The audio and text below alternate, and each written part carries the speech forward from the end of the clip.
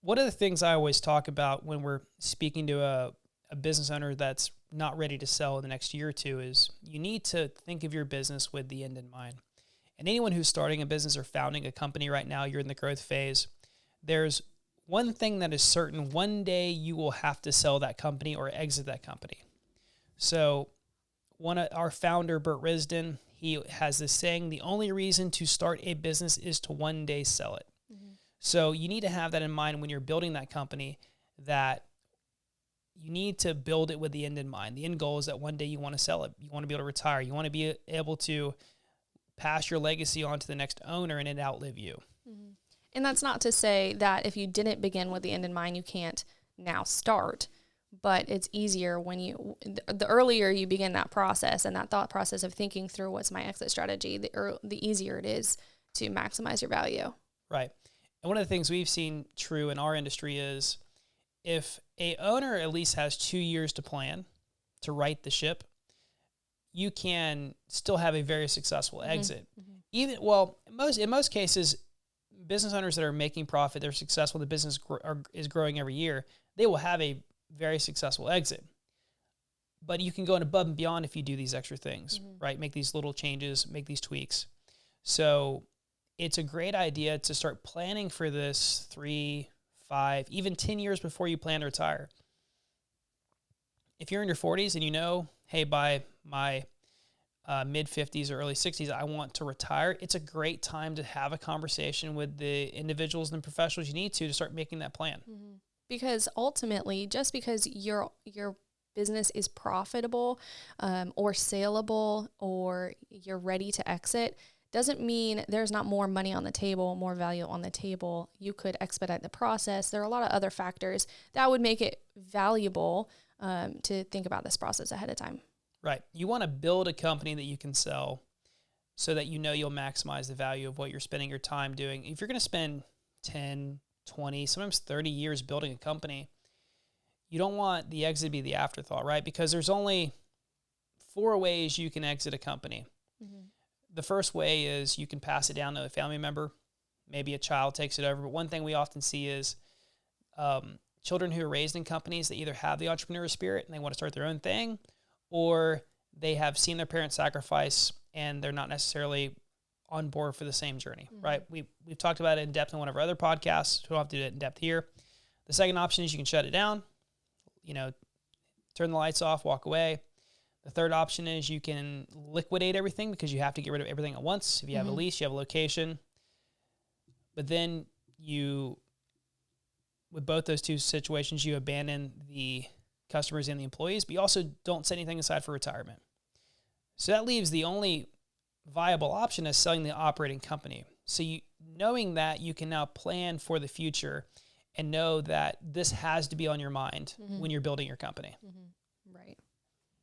Right, that makes sense. So if you are planning and you have an expert coming in, what does it look like when it's about time to sell?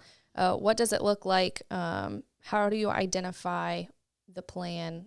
It's the right time. It's go time to execute. One of the things, again, I'll quote Burt Risdon. He says, the time to sell is when you're making more money than you ever thought you'd make, right? Because you want to sell when you're in upward trend of growth. Mm-hmm. You could still sell when you have flat revenue, even with downtrending revenue, right? We've had buyers that are more than willing to find a value add opportunity, and they're more than willing to take on that opportunity and invest in it and grow the company.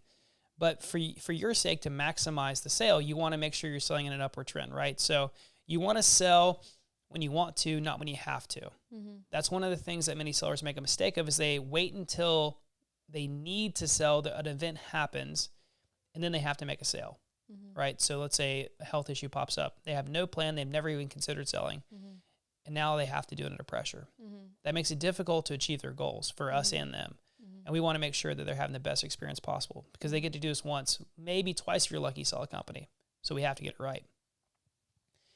Another issue we see is procrastination. Sometimes it's sellers and business owners are they're playing whack-a-mole every day with the problems that arise. Mm. So it's hard to make it a priority to execute on those tasks when you have other things that are, flashing red lights you have to take care of in your business, hiring issues, firing issues, customer issues, product issues, and how do you do it all, right? So that's a whole nother conversation for another day, but you have to make it a priority because it's going to sneak up on you if you don't. You need to make an exit plan. You need to sit down with a financial advisor, an accountant, attorney, and a business broker and talk about what is it going to take to sell this company and how much money do I need to retire on. You need to create financial targets to hit that exit. One of the challenges we run into is business owners tell us how much they want to sell their company for, not how much they think it's worth. And there's oftentimes a gap in those two figures, and we're not able to bridge that gap without having the financials to hit that gap. So it's good to know what target you need to hit to get to the financial goal you want to exit the company with. And with that in mind, it's a great idea to get a valuation of the company in its current state. Know how much it's worth now, and then know how much it needs to be worth when you go to exit. If you know that, okay, when I retire at, say, 60, 62, I want to be able to exit my company for $1.5 million. How much revenue do I need to have to do that? And what characteristics does my company need to have to meet that goal? Right. So you have this date on the calendar, and you're building what does the exit plan look like? So I don't want to go, that's a long conversation to go over the detailed portion of an exit plan, but in summary, it's knowing what your financial goals are and how much money you need for retirement. Or if you just plan to do something different and you're not going to fully retire, how much capital do you need to exit? Work with a financial planner for that. Work with an exit planner, a certified exit planner. We can recommend several. And know how much money you need to do what you want to do next. And then meet with a business broker, an accountant, attorney to determine what you need to do to the company to get to that goal.